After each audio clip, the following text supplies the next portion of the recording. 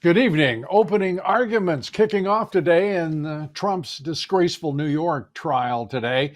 President Trump delivering a passionate statement outside the courtroom about these corrupt Biden trials. I want to say before we begin, these are all Biden trials. This is done as election interference. Everybody knows it. I'm here instead of being able to be in Pennsylvania and Georgia and lots of other places campaigning. And it's very unfair. Fortunately, the poll numbers are very good. They've been going up because people understand what's going on. This is a witch hunt, and it's a shame. And it comes out of Washington. It's in coordination with Washington, everything, including the DA's office. It's in coordination with Washington. I just want people to understand that this is done for purposes of hurting the opponent of the worst president in the history of our country. And this leading off what is a jam-packed week of court cases, trials of Donald Trump, not one of which, of course, should have been prosecuted in the first place, and not one of which should have been permitted by the New York courts. We saw the court dismiss this morning the vital Arizona election integrity case. We'll have conservative attorney Kurt Olson with us here to assess what was expected, that the Supreme Court would decline the case, and what is the impact of this refusal to rule on this important issue that affects the public's confidence in our election system. Well, the court decided it was just too difficult. The High Court on Wednesday will have another difficult case to decide. The case on abortion in Idaho will surely fire up the rabid Marxist left. And Thursday, we have Donald Trump's presidential immunity case, which is critical for a number of legal battles that President Trump faces because of the Marxist Dems' efforts to interfere in this 2024 presidential election. To this point, quite successfully. But all of this comes amidst a truly revolting development in the U.S. House of Representatives over the weekend. A number of House members broke out Ukrainian flags, as you see there. These were mainly Marxist Dems waving those flags, and the spectacle, the disgusting display, continued for several minutes in the chamber, with House members even chanting Ukraine, Ukraine, like high school cheerleaders, in violation of House rules about flying foreign flags on the floor. That is, until one Republican House member, Anna Paulina Luna from Florida, she got up, she was fed up with a deplorable sight and called out the members to, quote, put those damn flags away. The House will be in order. Without objection, a motion to reconsider is laid on the table. For what purpose does the gentleman from Florida rise? I said, no. The gentlewoman from Florida. Stand up. Stand up. Put those damn flags away. And there you are, Anna Paulina Luna, having to admonish the Marxist Dems for their adolescent display and actually poorly placed patriotic fervor.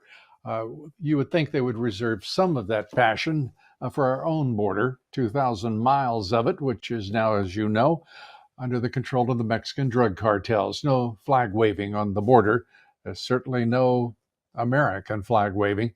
Joining us now is foreign policy expert, former Trump advisor, Dr. Waleed Phares. And Waleed, it's great to have you with us. Let's begin first with all of the demonstration in the House and the passage of what will amount to more than $60 billion going to Ukraine. Your thoughts on that aid bill, so-called? Well, first of all, I cannot miss talking about the flag matter. The only flag that should be allowed inside the Congress, inside this very important historic hall, is the American flag. That is our consensus. Should we be on the left, on the right? When we start, raising flags regardless, we're going to end up one day in a bunch of, or a group of lawmakers would raise the Palestinian flag, or maybe the Gaza. It is happening on our campuses. So we need to be very firm, regardless of our political parties, that the only flag that we raise inside our Congress, Capitol Hill, should be the American one. With regard, as you just mentioned, the big Well, miss. since we're taking the perspective here from U.S. shores, so let's, before we go to the Middle East itself, let me ask you this: we are watching an uprising on our college campuses, and it Yeah. seems to be not only uh, permitted, but in some ways fomented by the institutional leadership of our colleges and our campuses, which are encouraging these demonstrations, these pro-Hamas, anti-Semitic, anti-Israel demonstrations, and there is no accountability. Apparently, we're looking at Columbia University. We're looking at any number of universities, but particularly there is a real issue for the Ivy League schools because they have made a decision to go anti-Semitic. It seems the majority of them, in point of fact. What are we to do? Well, I'm so glad I'm having this conversation with you, Lou, because we had it many times over the past 15 years. I've written a couple books dealing with the matter. I was personally in the academic world struggling against the takeover by Middle East studies. That is the next big chunk to address, the Middle East studies in America, 2,400 professors. That association or that group has been funded by petrodollars. I remember we had that discussion many years ago. And because of that, what we see today, these violent protests and not just anti-Jewish, anti-Semitic, anti-Israel, anti-American. They are attacking the country where they are getting the education from. All of that has been born many years ago. Academia, Lou, in my view, has fallen to the radicals, has fallen to those who have funded.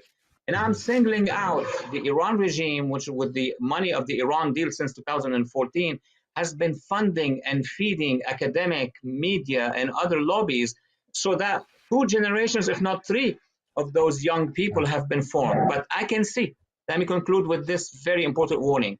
Within these demonstrations, not everybody, I can see basically radicals from Hamas, from Hezbollah, from the Houthis, from others.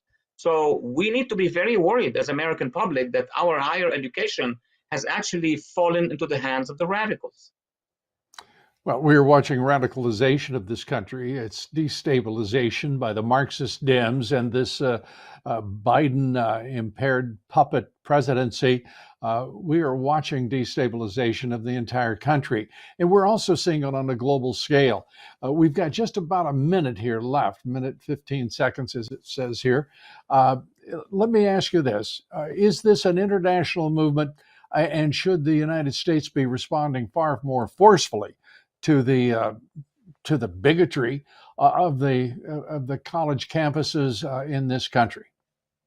Absolutely, and very short answer. I would tell you, unfortunately, they're in our system. They are in academia, they are also in media, and they are also within our government advising policies. So how can a government being advised by the radicals can take action against the radicals? I have no idea what we're going to do except a new administration soon. Right. Well, that reform would begin on November 5th. Waleed Phares, great to see you, and thank you, my friend. Appreciate it. Thank you so much for having me. Thank you. Thank you. And turning now to Hillary Clinton, who is making it clear the Marxist Dems would rather see President Trump dead than become president again. Here she is. Putin does what he would like to do: kill his opposition, imprison his opposition, drive, journalists and others into exile, rule without any check or balance. That's what Trump really wants. And so we have to be very conscious of how he sees the world, because in that world, he only sees strongman leaders. He sees Putin, he sees Xi, he sees Kim Jong-un in North Korea. Those are the people he is modeling himself after. And we've been down this road in our, world history. We sure don't want to go down that again. She does have an evil streak, doesn't she? And this is the Alinsky rule at work, accusing your enemy, as she does, of what she is actually doing. President Trump is not the one trying to jail his opponents or kill them. President Biden, however, is exactly that. And now Democrats are trying to get Trump killed. Former J6 committee chairman Benny Thompson, who is, in my opinion, prosecutable for many, many violations of American law, wants to strip President Trump of his Secret Service protection now. Thompson and the Marxist Dems trying to not only now imprison former President Trump, they want to run the risk of getting him killed as well. Truly vicious and truly evil, these Marxist Dems. Coming up here next, Columbia University has descended into chaos, into outright revolt, as radical Marxist revolutionaries, pro-Hamas demonstrators give the university an attack that they did not see coming. Also, attorney Kurt Olson will be joining us, talking about the Supreme Court and the reasons it declined to review the Arizona election integrity case, in which there is new evidence showing clearly that Maricopa County and Arizona state election officials lied about the testing of voting machines and the certification of software by the U.S. Election Assistance Commission. And many wonder why the American people are distrustful of our elections. That's straight ahead. Stay with us.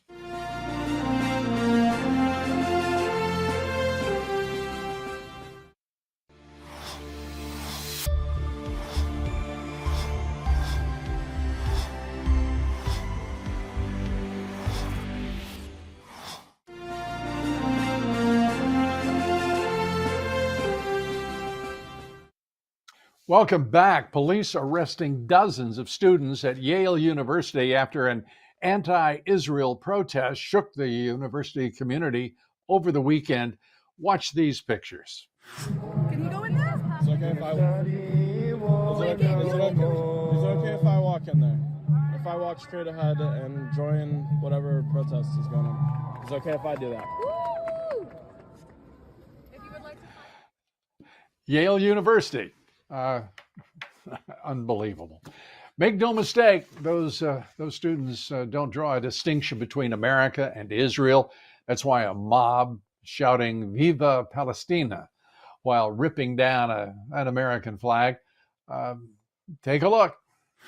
Viva, viva Palestina!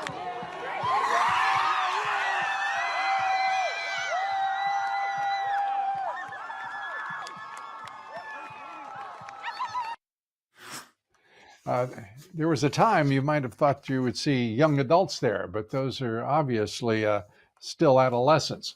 These pro-Hamas students, these anti-Israel students, these bigoted students view Israel and the United States as, a conjoined evil. I know for a fact that they are evil.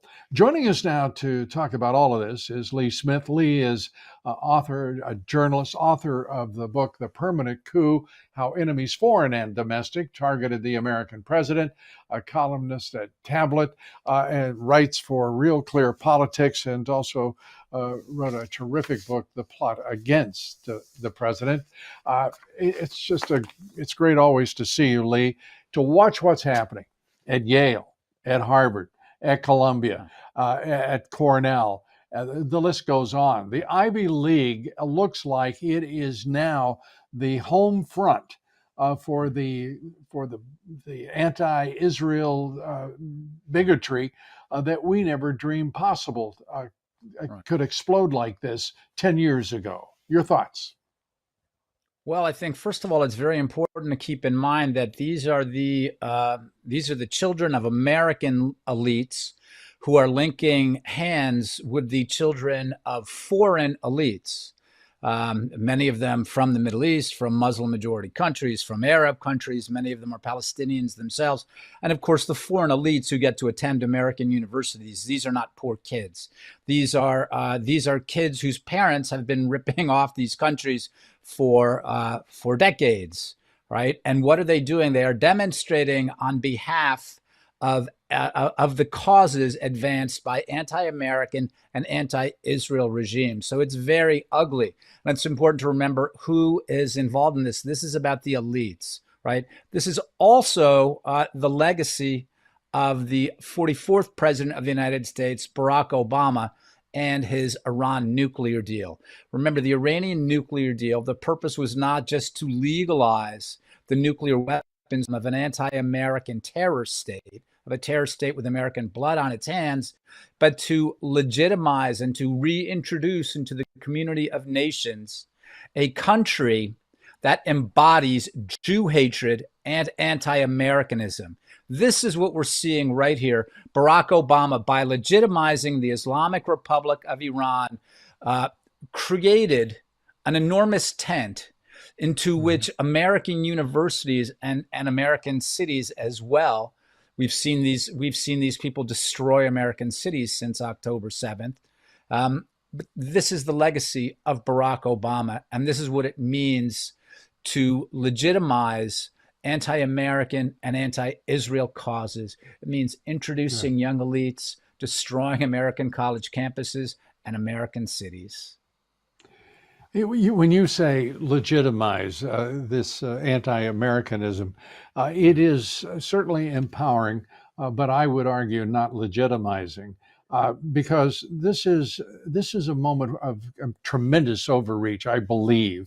I know this may be a minority view, but nonetheless, I believe it, that this is enormous overreach on the part of these factions. You talked about the elites, foreign and domestic. I think you're exactly right, of course, and I applaud you bringing it to our view. But the reality too is that these institutions are, they're not owned by, but they are utterly managed by the academic elites who are all Marxist Dems and are inculcating Marxist ideology just everywhere in the university, as state after state. It isn't limited to the Ivy League. It's public institutions as well. And it's international as well, isn't it? Mm-hmm. Well, I mean, certainly it's important to keep in mind who else is paying for these things, right? I mean, certainly there's a lot of progressive activists who are paying these things, but some of these progressive activists are tied to foreign powers. One of the foreign powers, and we're also talking about university donations. If we're talking about Qatar, if we're talking about China, so what's happening here? I agree with you, Lou. I think it's overreach, and I think a lot of normal Americans, well, since October 7th, normal Americans have looked at both Hamas, what Hamas did on October 7th, and in the meantime, what pro-Hamas demonstrators have done throughout the United States for the last 6 months. Normal Americans are disgusted, right? But insofar as these are power centers representing progressive power, and representing the financial and political power of foreign adversaries operating within the United States. Again, it's important that Americans realize how disgusting this is. Whether we're able to weed out this extremely dangerous influence is another question, especially since the universities have let them in. And the universities want this money. They want not just the donations, but remember, this is another important thing about these kids out there protesting from foreign countries. They're all paying full tuition that's either funded by their parents or their governments. Often enough, it's the same thing. Right. And I think it's important for everyone to understand how the student body of these colleges and these universities, and particularly the Ivies and the more elitist universities and colleges, their percentage of the student body that has risen steadily over the last 2 decades, the percentage of foreign students in their student body is enormous. And by the way, there is a corollary there. That means that there are a lot of American students that are not getting that education that they otherwise would have if it were not for the unfair advantage of those foreign elites having so much cash that they can buy their way in anytime. Don't you think? Well, that's exactly what's happening because they want to hit their diversity benchmarks, right? So instead of scholarships for needy kids across the country, whether these are Black kids or white kids, Latino kids or whatever, what they're doing is they're taking these kids from foreign countries, from many of them dangerously anti-American regimes, and they push them into the American university system. Ideally, maybe many years ago, educators thought, well, if we and the State Department thought, well, if we can get them here and introduce them into the American system, that's a net benefit across the world. They'll learn to cherish American freedoms. As it's happened, that's not at all the case. What's happened is they've shaped university campuses, right, in favor of their own disgusting and dangerous ideas, and anti-American and anti-Israel idea and anti-Semitic ideas, frankly, not just anti-Israel. These are Jew-hating mobs. Absolutely. And they're also Christian hating mobs. They're also American hating mobs. And as you talked about the idea, that wonderful idea of bringing in foreign students who would give them a sense of what America is instead, and convert them, if you will. Instead, what we are watching is the Arab street, and with all of its viciousness and ignorance, being brought to the campuses of our centers of higher learning. Another brilliant idea by the globalist elites in our society. Lee Smith, as always, thanks for being with us. We appreciate it. Take care, my friend. Thank you, Lou. Turning now to an epidemic of female teachers turned sexual predators and rapists with young boys. An analysis by Daily Mail found 25 female teachers have been arrested in 16 states in just the last year for having sexual relations with boys as young as 11. Meanwhile, there's more black on white crime that the Marxist media ignores without limit. In Michigan, a caregiver viciously beating and choking a 93-year-old patient with dementia. The footage of the incident is absolutely shocking.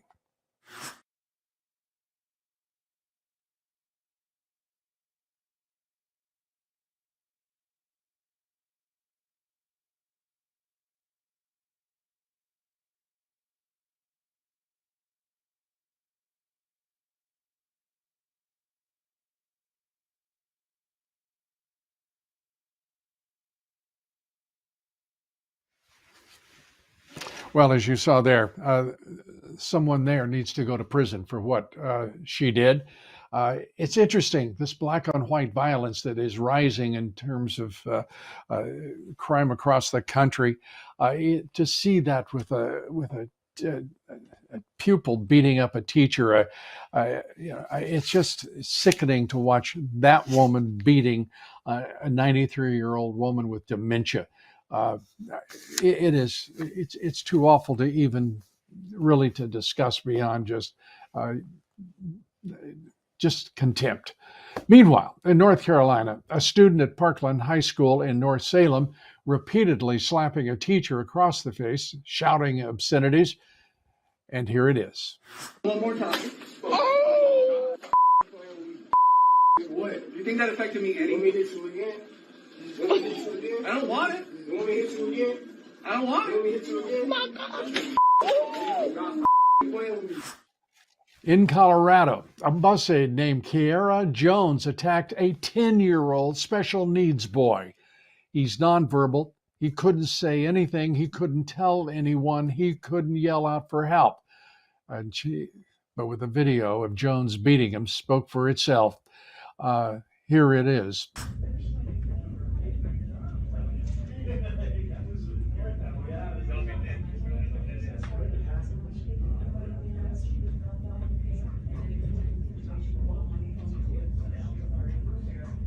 We're watching here. This is a country that is decidedly, we are now a third world country. No matter our money, no matter our material wealth, we've fallen to a level I never dreamed possible, frankly. And lastly, we have an update on Kaylee Gain, the young girl who was savagely attacked by another student near her school in Missouri. And here is a clip of that brawl. You're in, Kaylee.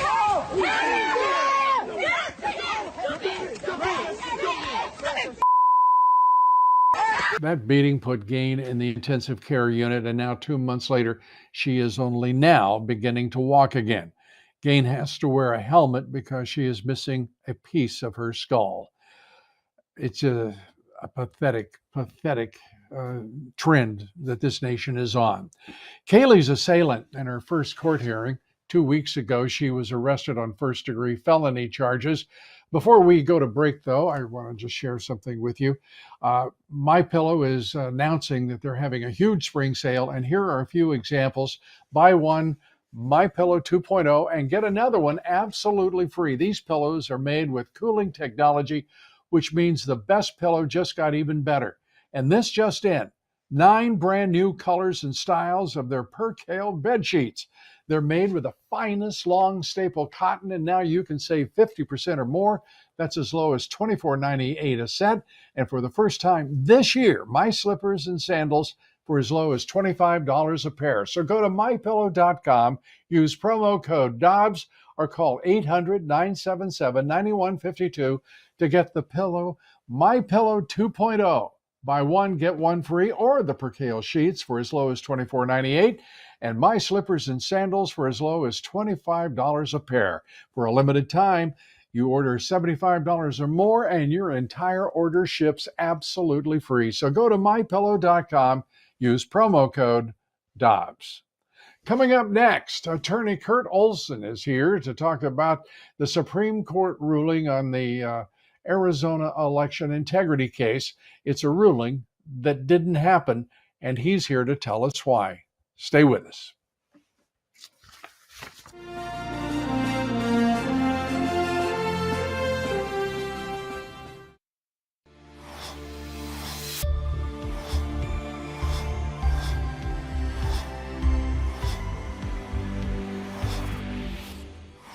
Three years ago, FrankSpeech.com was launched during the height of mass media censorship to give voices back to those who had their voices silenced.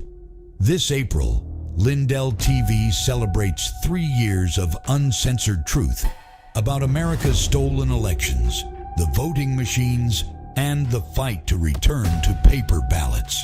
Today, we stand at the precipice of a new era, covering the most important presidential election in American history. An era defined by the battle for some of our most fundamental rights: freedom of speech, freedom of press, and secure elections. We at Frank Speech refuse to be silenced. We refuse to bow down to the forces that seek to dictate what we can and cannot say. We are the media now. Join us in this fight at frankspeech.com. You might not want to hear what we're saying, but we're going to say it.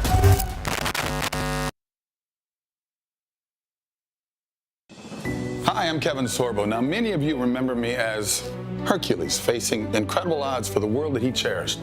But today, I'm stepping into a different role. Not as a mythical hero, but as a fellow American. I'm inviting you to embark on a mission crucial to our nation's future.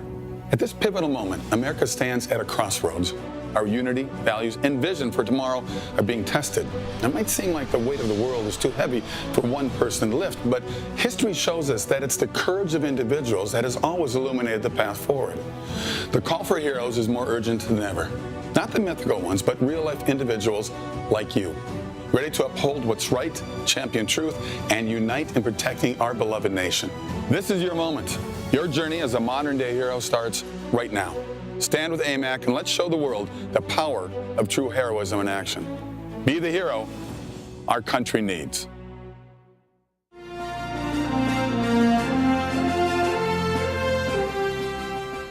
Well, welcome back, and earth-shaking development at the U.S. Supreme Court, but don't expect the Marxist national media to be talking much about it, because the nation's highest court actually dismissed the Arizona election integrity lawsuit, the one brought by Kari Lake and Mark Fincham, without even issuing a comment, without explaining even a simple word about the reasons for not taking the case. Well, quite a series of developments at the Supreme Court, and one of the developments has to do with not doing a thing about a case that was, in point of fact, brought by our guest today, conservative attorney Kurt Olson. He brought a case on behalf of the of Kerry Lake and others against the Secretary of State and county officials in Arizona. And the reason is there's new evidence for the 2020 election, finding that the election software that was used wasn't certified for use in Arizona.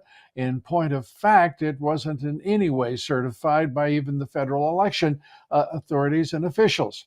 And expert testimony was brought forward that Maricopa County officials used voting machine software that had all sorts of issues, including a what's called a God key that gets into the system. It was written in plain text and available to anyone who had access to the machine, and single administrator passwords that were used by a number of election workers, and a number of other serious vulnerabilities in those machines, including not testing the machines that were actually used to count votes in that election, and which will be used in the upcoming election as a result of the Supreme Court decision not to take up the case. And with us, the man who brought the case, attorney Kurt Olson.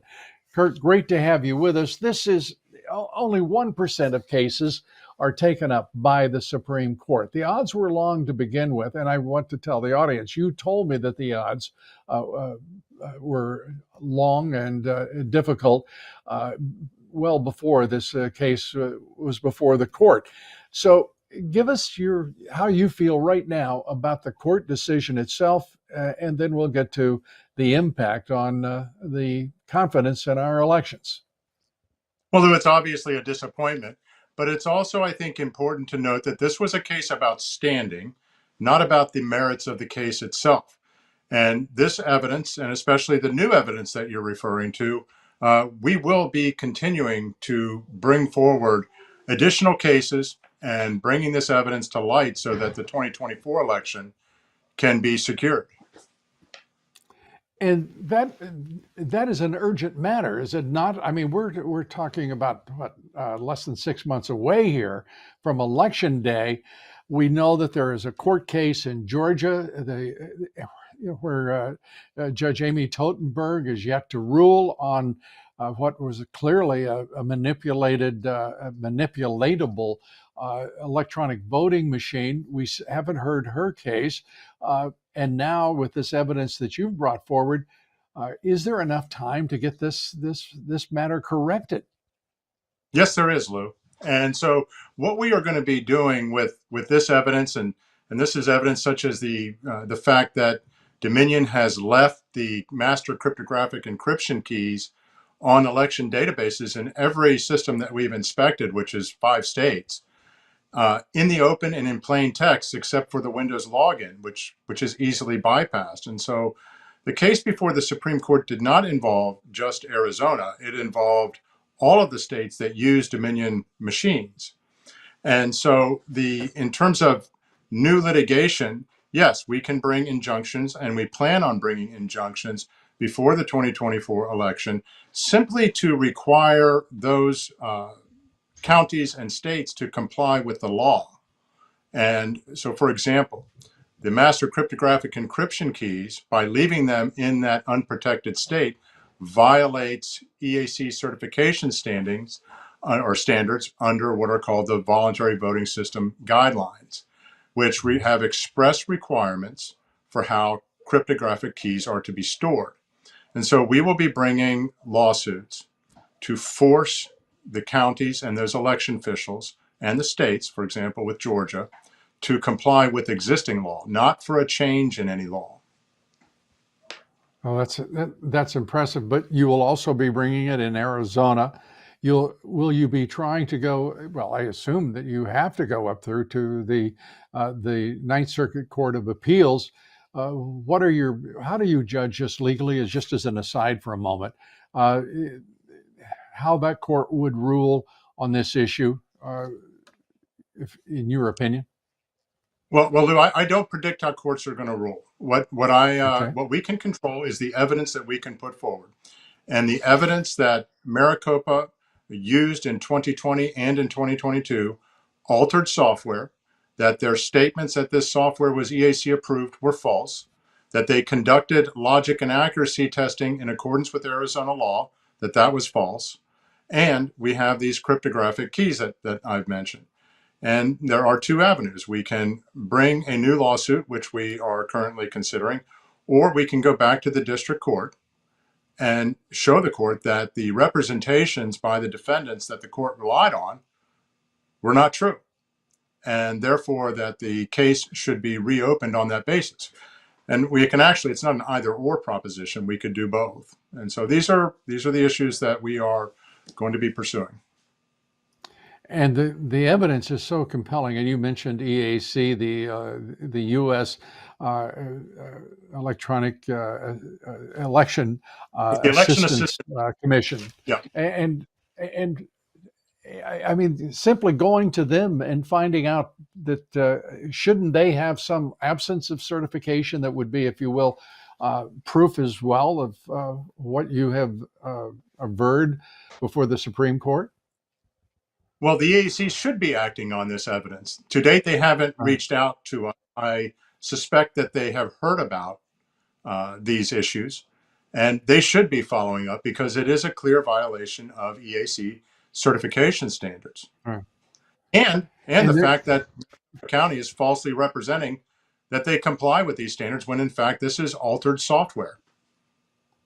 And you have this Secretary of State who is responsible for some of this, without question. You have Maricopa County election officials who are responsible for some of this. This is a mess that has to be brought, you would think, energetically to a conclusion for accountability. But everybody seems to be trying to stick their head in the sands and hope that they don't get seen by lawful authorities. I'll put it that way.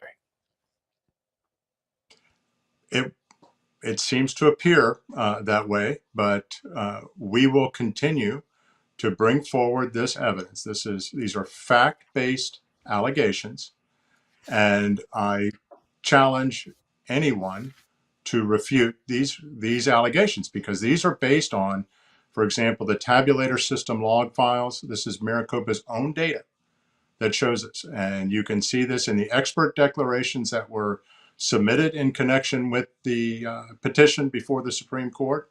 They're available publicly, and I think particularly for cyber experts, they would find them very illuminating if they haven't already read them. Right. So with just a minute or so here still to go, available to us, your next steps and how soon? Our next steps are we are evaluating cases in other jurisdictions beyond Arizona on the encryption key issue. We are looking at filing a new injunction in Arizona, as well as a motion to what's called a motion to for relief from judgment, as well as a motion for fraud on the court, based on the misrepresentations that were made to the court and which the court relied on, and that we can show were not true. All right. Well, thank you so much, Kurt. We appreciate it, and thanks for the explanation. It's a complicated story. Unfortunately, the results are simple and they're direct.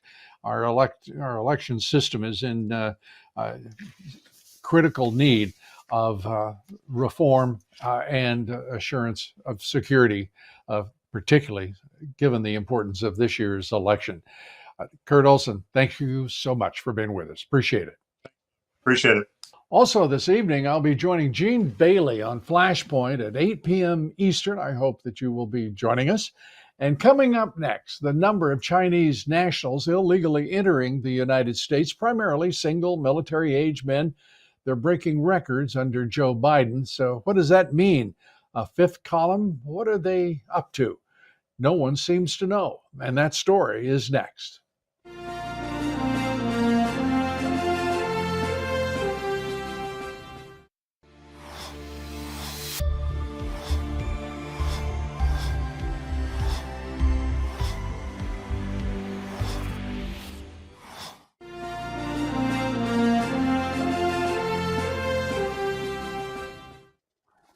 Welcome back, everybody. Lawlessness reigns on the Mexican cartel's newly owned border, where we are watching an influx, an invasion of illegal aliens from China coming through as well, along with those from dozens of other countries. In fact, new information shows nearly 700 Chinese illegals were caught entering the San Diego area just in 1 week. Some illegals and their allies are, well, they're a little upset about the accommodations that they're being given. These guests who are invited by the Biden administration think they should be getting a better deal. They're not only getting Mexican drug cartel escorts across the border, but they're getting free food, free shelter, you name it. But that's not good enough. An advocacy group called Action Network Denver just announced Denver's asylum seekers program is insufficient. Quote unquote slap in the face. I'm talking about illegal aliens, folks, who are in the country illegally, who we didn't invite in. Joe Biden did, but we didn't. Illegal aliens have flooded Denver. So far, accommodating them has cost the city about $70 million. At least that's what that's at least what the city is admitting to. Take a look at this. The people, united, will never be defeated. Denver's new immigrant policy is the center of controversy. No digan que todo está bien. Last week, the city shortened the time people can stay at immigrant shelters from between 14 to 42 days to only 24 to 72 hours. Yo creo que eso no es suficiente para que las personas puedan recibir una respuesta. It's a concern for Willie Bastidas, who migrated to Denver several months ago and organized this protest at the South Zunai shelter. All I can think of is poor babies. I guess Willie will just have to return. That's the deal. As always, our leaders continue to ignore that invasion at the border and the impact on communities, including communities like Denver. Instead, the Biden regime is focused on distant affairs like Ukraine. They're worried about their border with Russia. And over the weekend, the House passed a package containing billions more, tens of billions of dollars more aid for Ukraine. Nothing, however, for our border. And joining us now to talk about this and more is Virginia Congressman Bob Good. So much of what's happened in Washington over the past week is distressing, to say the least, to those who care about this country and care about the future of the next generation and beyond. Your thoughts? I mean, we're looking at huge debts. We're looking at more money spilling out to Ukraine and nothing for the border. Your reaction to it all? Well, it was terrible what we did, and it represents the worst of Washington, that we would borrow nearly $100 billion, not to strengthen America, not to secure our border, not to advance our priorities or what most Americans' priorities are, but instead to send it overseas, further exacerbating our debt situation. Even in the Israel bill, you had $9 billion for Hamas. It's listed as being for Gaza, but we know who governs and controls Gaza, and it's Hamas. And then in addition, we broke our promise to the American people to utilize the Ukraine supplemental in order to secure our own border. The speaker moved away from his stated position for the last 6 months. So it was a failure for the American people and represented the worst in Washington. Congressman Good, thanks for being with us. Our guest today is attorney Jesse Bernal. He represents President Trump on a number of civil cases, and he worked on the 2016 presidential campaign for the president as well. He was a parliamentary procedure expert to boot. And joining us now is Jesse Bernal. Jesse, great to have you with us. And let's begin with the good news. Letitia James having thrown back in her teeth that there was something about the bond that just simply was inordinate and unjustified, et cetera, et cetera, et cetera. It's good to see her just basically floundering as she should have been throughout. Your thoughts? Yeah, that's right, Lou. This was a temper tantrum. It was a temper tantrum by an attorney general who thought that she could be able to destroy Donald Trump's wealth in New York City without him getting full access to his appellate rights. She believes very strongly that the process should be the punishment. And so she found a judge that was willing to go along with almost everything that she asked for in a hearing. You know, this is the judge that thought Mar-a-Lago was only worth about $18 million, in which case, you know, most people would say, oh, I'll take 10 of them. So she threw this temper tantrum and said, well, President Trump was able to come up with a $175 million bond. You know, that's a huge number for almost every American to be able to come up with. And she said that just simply wasn't enough. And it's preposterous. It was so preposterous that even Judge Engoron, who's no friend of Donald Trump, who's proven himself to be a Trump hater, wouldn't even go along with her request. Yeah, it is stunning to see the hate, the constancy of that hate over years, and to campaign to destroy the man, and then to proceed in the New York judiciary to do just that effort. It's just amazing to me that there's no one in the New York court system who will bridle her back, at least bring her to heel, and suddenly discover perhaps that there is such a thing as law and order. Yeah, that's exactly what should be happening right now. That is what our justice system was designed for. Is when you have a judge that just goes so far out of left field as you have a Judge Engoron, or, you know, when you have a prosecutor that is so aggressive, like Letitia James. You're supposed to have a judicial system that brings them back in line. But in too many courthouses right now, there's a poison. There's a poison that goes beyond just the judges on the bench. It goes back to what's going on in their chambers. And I've actually been back in judicial chambers when this happens. But these judges, they talk with each other. They talk with their secretaries, their judicial assistants, their law clerks. And in so many of these places in New York, there's such a fervor of hatred against Donald Trump that none of them can withstand the social pressure that goes on in their chambers to actually stand up for law and order when law and order supports Donald Trump.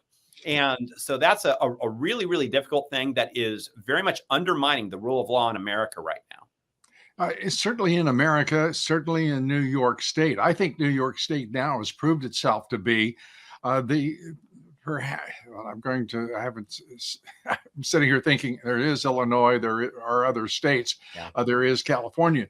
But in my experience and coverage, there is no state worse than New York. And the only place in the United States more corrupt in its judiciary is the District of Columbia. Yeah. I mean, those are two prize examples of just everything our system should not be about. Yeah, Lou, that's exactly right. And it's no secret that that's the reason that you know, these the Biden White House, these government bureaucrats that hate Donald Trump, and they're doing everything they can to bring these cases against Trump in New York City and Washington, D.C. And it's a really sad thing because, of course, most of New York State is a beautiful place with wonderful people. It just happens to be New York City that is this swamp, just as bad as D.C., where they are just absolutely have so many people have this absolute hatred of Donald Trump. And so between Washington, D.C. and New York, you have these prosecutors and you have these judges. And it's so sad to see judges be a part of this that are not, it's not good enough for them to have their voices heard at the ballot box. They want to use their judicial positions, their prosecutor positions, to try to affect the 2024 election and to try to take out Donald Trump and try to get Joe Biden reelected. That's scary. It is worrisome, to say the least. What is equally worrisome is that there is no countervailing influence against such political corruption in the judiciary.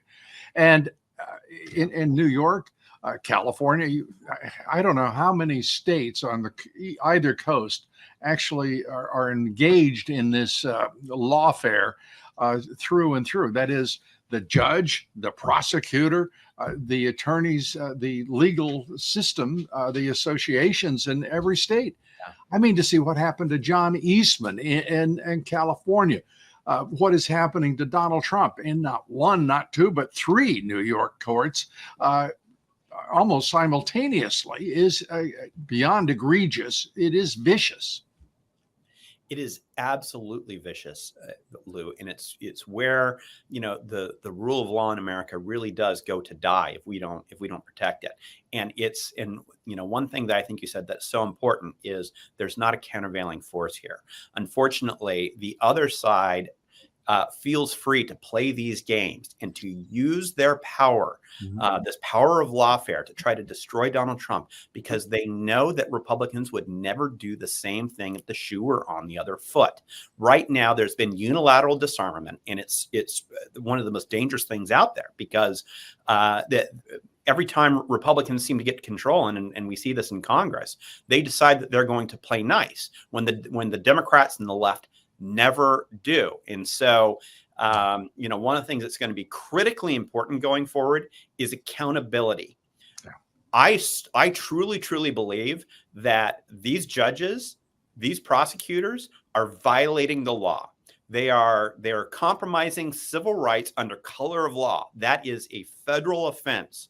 And if we are to put a stop to this once and for all, the only way to do that is for there to be accountability. The next time that, when Donald Trump is in the White House, we need to have a Department of Justice that actually goes after these people for their lawfare. We need accountability.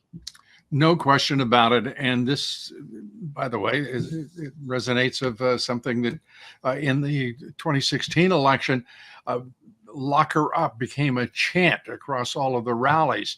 And you could see President Trump flinch. That did not suit him to even think about prosecuting her.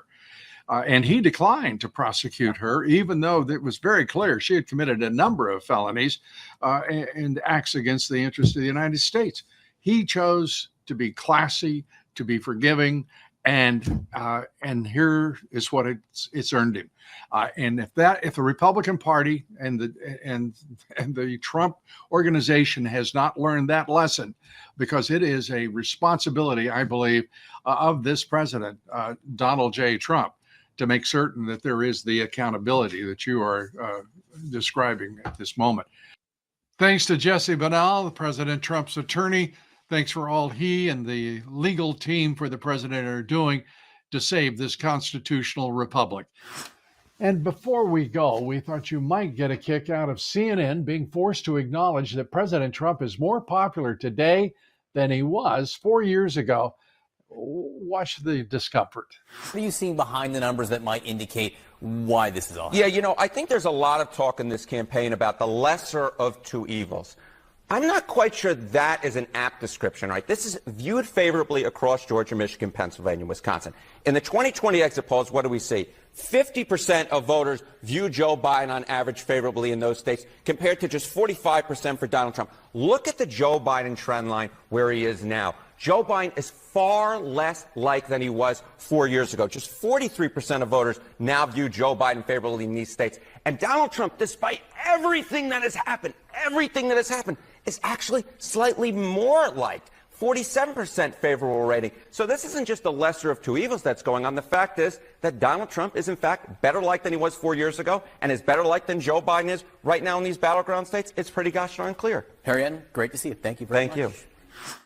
And talking about good things, all of you out there know that Mike Lindell and MyPillow no longer have the support of those box stores or shopping channels the way they once did before, getting introduced to the cancel culture.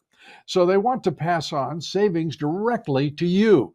They're having a $25 extravaganza, and when Mike started MyPillow, it was just a one problem, one solution company.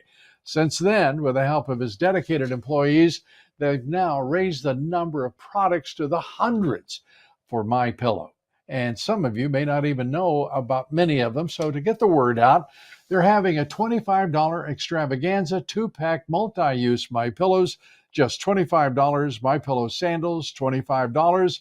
Their 6-pack towel sets, $25. Towels, you guessed it, just $25. And for the first time ever, the premium MyPillows with all new Giza fabric. Any size, any loft level, even king size, just $25. The amazing offer won't last long, so order now. Just go to mypillow.com or call 800-977-9152 and use promo code Dobbs. You'll be glad you did. And join us for my podcast, The Great America Show, available at LouDobbs.com or wherever you get your podcast.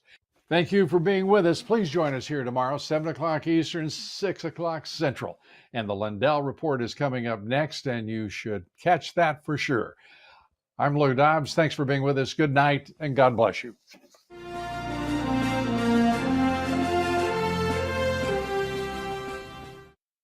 Mike Lindell here, and like you, I see our country being destroyed daily. We face massive economic issues, and I can tell you from firsthand experience, there are people in power who threaten the values that have made our country great. Well, I've been a believer in gold and silver for a long time, and I've searched for years for a partner that shares my values. Well, Genesis Gold Group showed me how easy it is to protect your IRA, 401k, or your retirement with gold and silver. Their faith-driven approach to service and stewardship is one that stands out from the rest. So call Genesis Gold Group now at 1-800-200-GOLD. That's 1-800-200-4653, or go to LindellGoldRush.com now.